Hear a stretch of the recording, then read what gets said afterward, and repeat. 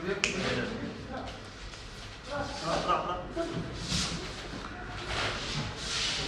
الله الرحمن الرحيم، والصلاة والسلام على أشرف المرسلين. أعزائي المواطنين، السادة الصحفيين، مرحبا بكم بالنقطة الصحفية اليومية حول جائحة كورونا.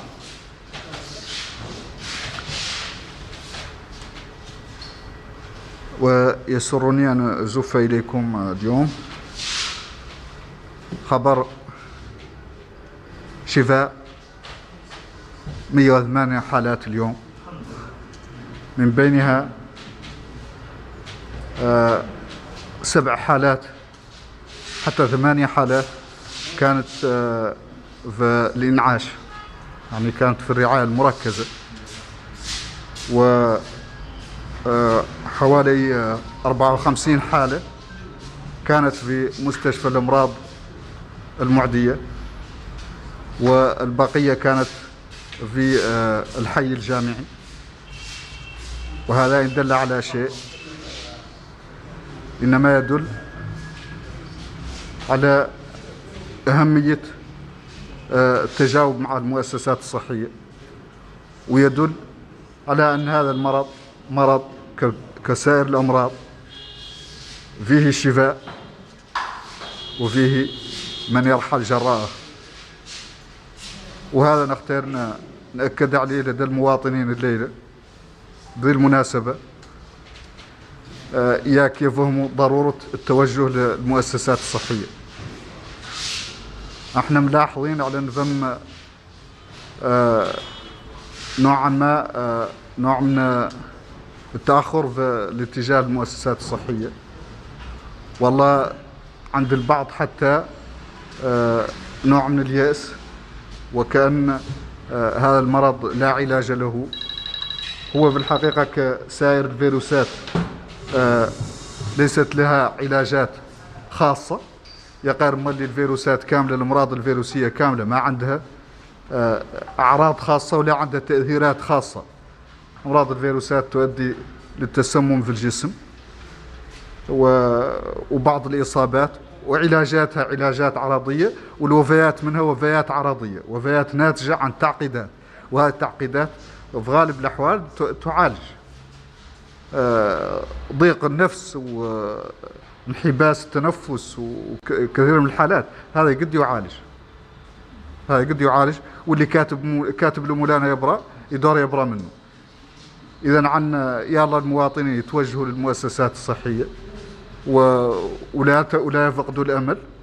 هو ما معناه أن حد إذا أصيب بهذا المرض معناه أنه محكوم عليه بالموت، والله محكوم عليه بأنه لا، هذا غير صحيح.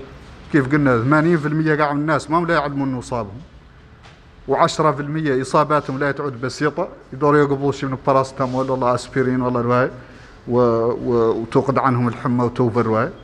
وخالقة حالات قد تتعقد عندهم تعقيدات عرضية، عندها علاجات تعدل لها. واحنا عندنا ذيك العلاجات متوفرة في جميع المستويات، متوفرة في مستشفى الأمراض المعدية في حال تلقاج عاد عنده تسمم معين لا يقد يعالجهم، ومتوفرة أيضا في الإنعاش في حال تلقاج يحتاج الإنعاش، والله عنده احتباس بالتنفس، والله فمتوفرة وسائل.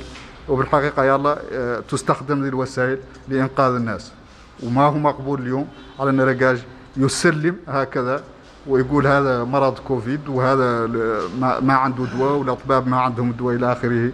هذا ما هو مقبول. أيضا ما هو مقبول أن يقال هذا الأطباء ما عندهم بلد وجينا للطب ولا أجبرنا بلد. ابتداء من اليوم مأكدين لكم، أعلن الأطباء حد كامل يحتاج الحجز في المستشفى، حالته الصحية تعترى الحجز في المستشفى، ولو اللي عندنا لا نديروه على الأرض. المستشفيات لا تقبض ولا تتكفل به.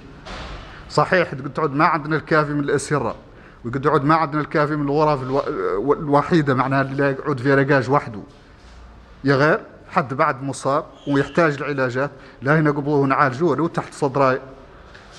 ذيك العلاجات الضرورية لا تعدل، وهذا هو اللي يخلق في البلدان كاملة.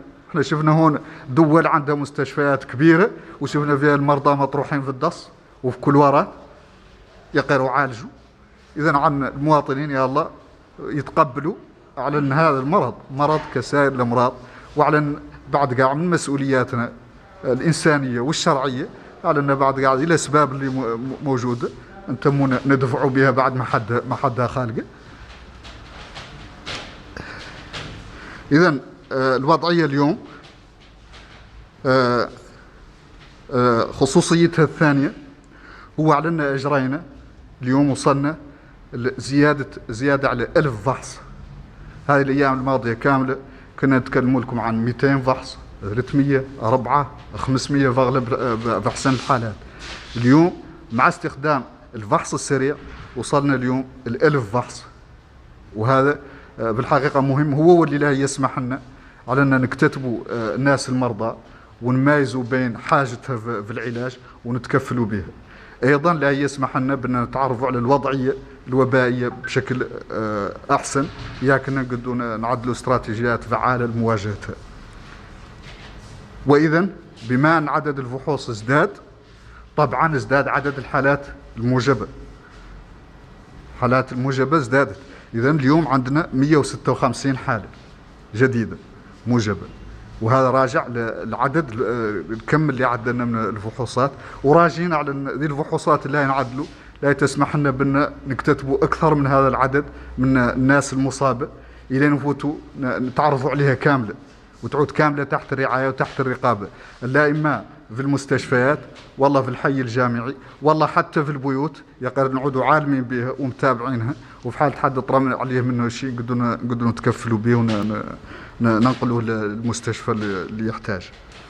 إذن 156 حالة جديدة كلها حالات مخالطة، كما قلت 108 حالات شفاء. كما نأسف ونترحم على أرواح 3 شهداء سقطوا اليوم جراء هذا المرض. وبهذا يكون وصل عدد الحالات المصابة بهذا المرض 1439 منذ بداية الوباء، وحالات الشفاء وصلت ل 250، والوفيات وصلت ل 74. نترحم على أرواحهم جميعا. من بين الحالات اللي سجلت في البلد 1369 حالات من المخالطين، 64 حالات مجتمعية، والحالات 6 الوافدة التي تعرفون. أما الحالات النشطة تحت الرعاية اليوم فعددها 1115 حالة، من بينها 982 بدون أعراض، و108 حالات لديهم أعراض خفيفة، و25 في حالة في الإنعاش.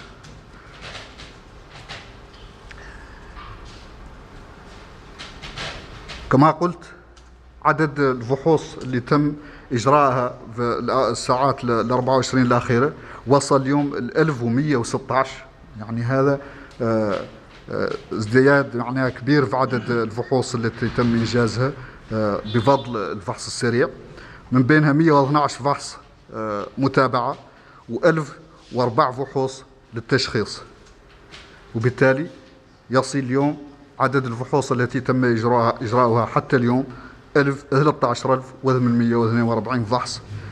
والفحوص اللي تم إجراءها اليوم تتوزع ما بين ولايات نواكشوط 863 شخص تم فحصهم، شخصان في الحوض الشرقي، في أدرار 5 أشخاص، 2 في قرقل، 1 في الحوض الغربي، 2 في نشيري، 73 في نواذيبو، 14 في الترارزة، و42 في تير الزمور.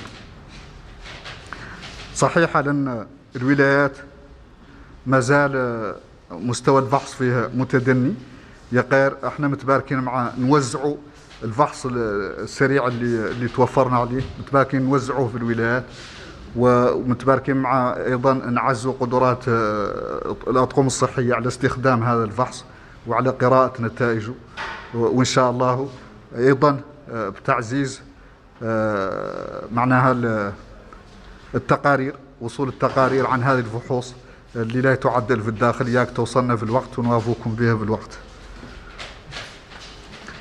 أما توزيع الحالات الجديدة على المقاطعات فهو كالتالي: حالة من باسكنو اثنتان في بن الشاب، 10 في دار النعيم، 51 في تيارت، 14 في توجونين، حالة واحدة في القصر، 30 في تفرق زينة، 28 في عرفات، 7 في الميناء، 8 في الرياض، و4 في بوتيليميت.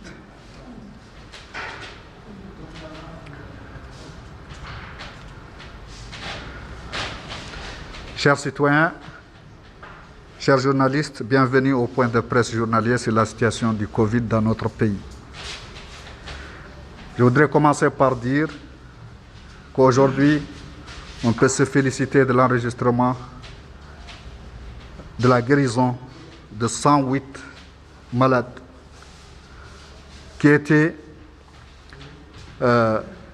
dont 8 étaient en réanimation. 54 étaient hospitalisés à l'hôpital des maladies infectieuses et les autres étaient au niveau du site de confinement à l'université. Ce résultat montre encore une fois que cette maladie est une maladie comme les autres. C'est vrai qu'elle se transmet rapidement. C'est vrai qu'elle touche beaucoup de monde en même temps.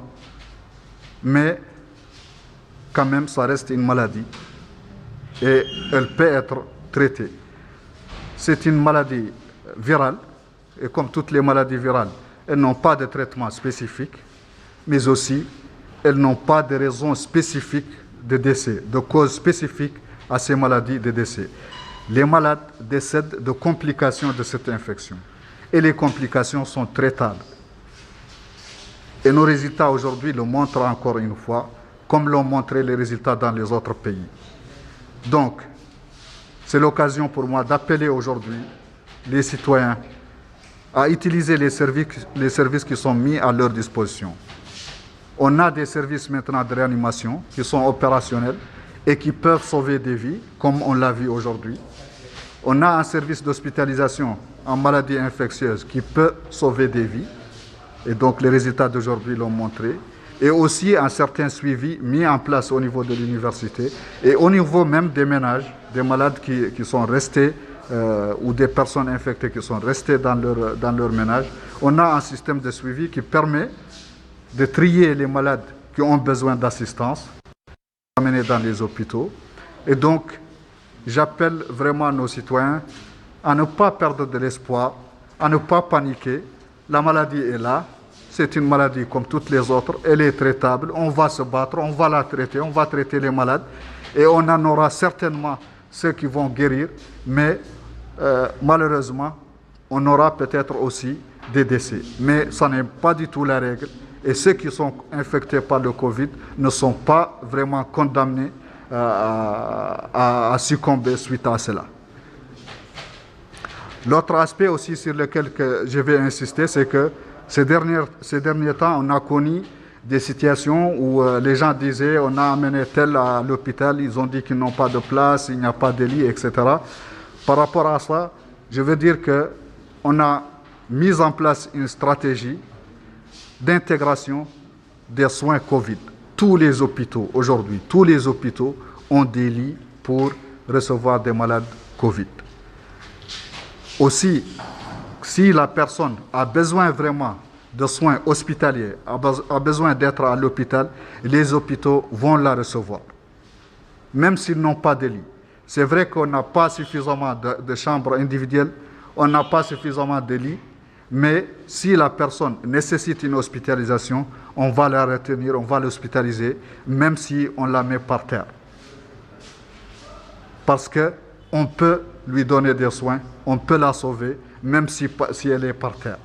Et c'est ce qui s'est passé partout dans le monde. On a vu dans les pays avancés, avec des systèmes costauds de santé, on les a vus soigner des malades par terre, dans les couloirs.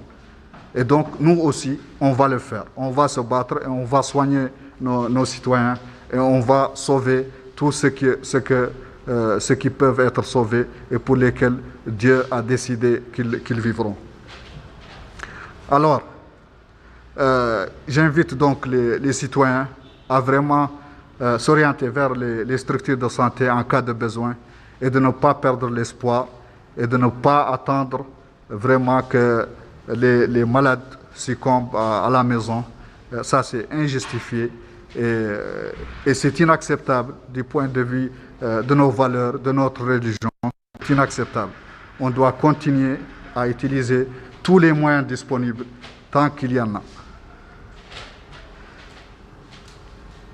L'autre particularité de la situation d'aujourd'hui, c'est le nombre de tests réalisés.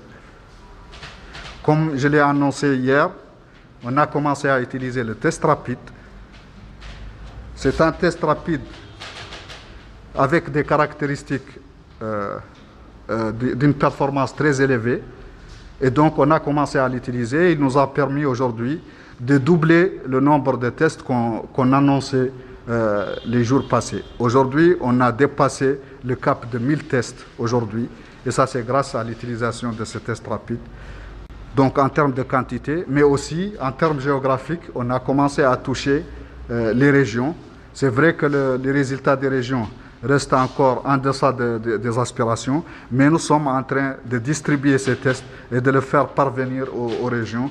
Et dans les jours à venir, on espère avoir vraiment des résultats qui reflètent en quelque sorte la réalité de ce qui se passe dans le pays. Ça va nous permettre de dépister davantage de personnes infectées, de les informer qu'ils sont infectés, de les responsabiliser quant à leur santé, mais aussi quant à la santé de la communauté, en leur disant qu'ils sont infectés et qu'ils transmettent la maladie et qu'ils peuvent contribuer à l'arrêt de cette maladie en se confinant, en protégeant les autres. Ça, c'est très important pour que chacun assume ses responsabilités, que chacun sache quel est son statut par rapport à cette maladie et assume en conséquence ses responsabilités. C'est important aussi pour identifier parmi ces personnes ceux qui représentent des risques pour pouvoir les prendre en charge à temps.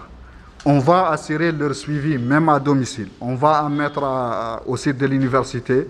On va hospitaliser ceux qui en ont besoin et on va suivre ceux qui vont rester dans les maisons pour que chaque personne, quand elle a besoin d'assistance, qu'on puisse lui donner l'assistance nécessaire et sauver davantage de vies pendant cette crise. Alors, les résultats d'aujourd'hui, en termes de nouveaux cas, on a atteint 156. Le nombre est élevé, mais comparé au nombre de tests effectués, il est en deçà des taux qu'on a connus les jours précédents. Et donc, on se félicite de ce résultat, qu'on a pu identifier 156 cas infectés.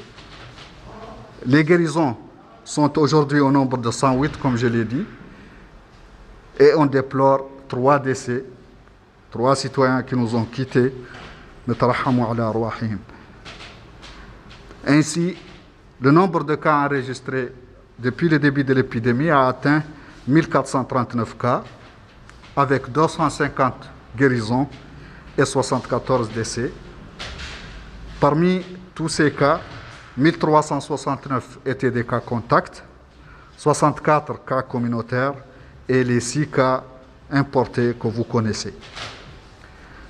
Aujourd'hui, le nombre de malades suivis est de 1115 malades, dont 982 sans signe et 108 avec des signes légers et 25 personnes présentant une situation caractérisée comme grave.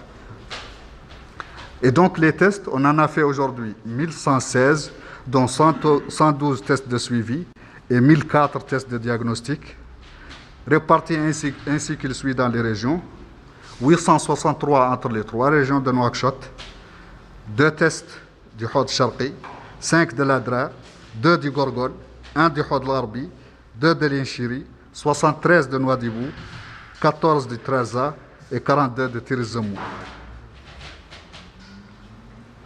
Quant à la répartition des nouveaux cas, elle se présente comme suit.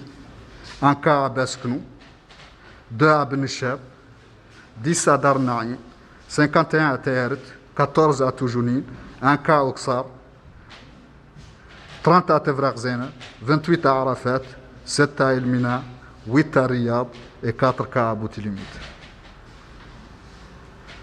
هذا وأصلي وأسلم على سيد الأنام وإلى غد إن شاء الله.